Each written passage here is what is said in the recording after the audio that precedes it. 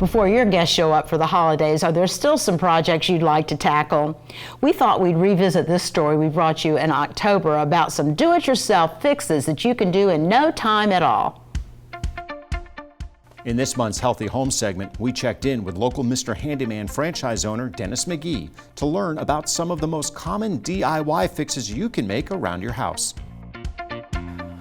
Well, online video and instructions have given us a lot of latitude these days on do-it-yourself projects. The DIY projects are things that we may not have thought we could do before, but when you look at them, it's really not nearly as hard as it needs to be.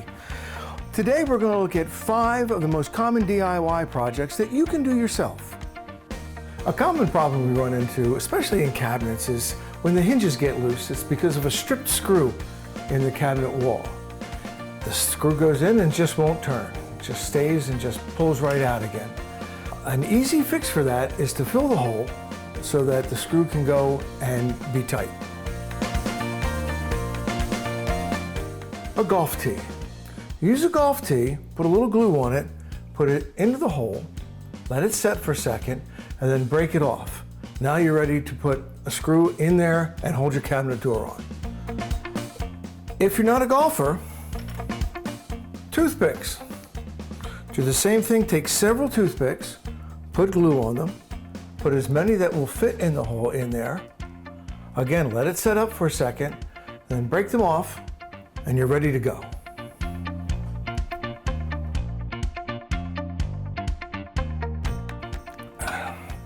Good as new. One of the easiest but very important things to do around your home is to check your weather stripping. It's easy to change. You simply pull on it and it comes out of its slot just like that. You take a new one, cut it to size, and pop it right back into place. New weather stripping will protect the inside of your home from the outside, cuts down on drafts, makes your home more comfortable, and of course, much more efficient. Now, sometimes your drains get clogged. The most common and easy way to unclog your drain is to plunge it using a plunger. Now, a lot of people wonder, what good does a plunger do? Are we compacting what's in there? Are we trying to suck it out? Actually, all we're trying to do is loosen it up so it can flow out. When you use your plunger, you basically an up and down motion to shake off whatever's in there. Sometimes things will come out, but then down it goes. And while we're in the bathroom, I can hear the toilet running. Most of the time, it needs a new flapper. The flapper is pretty easy to change, so you don't waste the water. Turn off the supply line. The flapper just disconnects from the flush valve, just like this. Now, as you can see, this is rather worn, so it's time to replace it.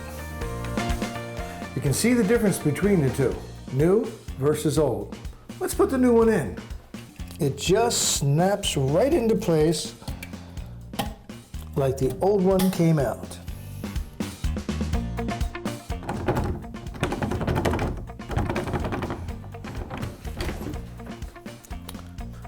We need to change this door lock. It's an easy thing to do. It's like putting a puzzle together. Let's do it. Changing a door handle is relatively simple. First, you need to take it apart. There's 2 screws.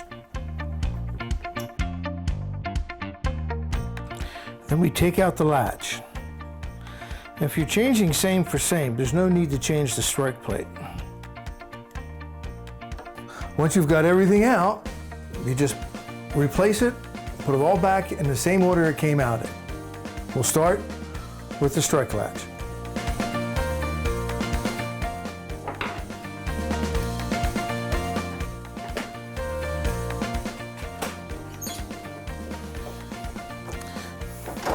There we go, good as new. Nah, just kidding. It's fixed, it's working great. And there are 5 things that you can do around your home yourself for your DIY. For this healthy home, I'm your Mr. Handyman, Dennis McGee.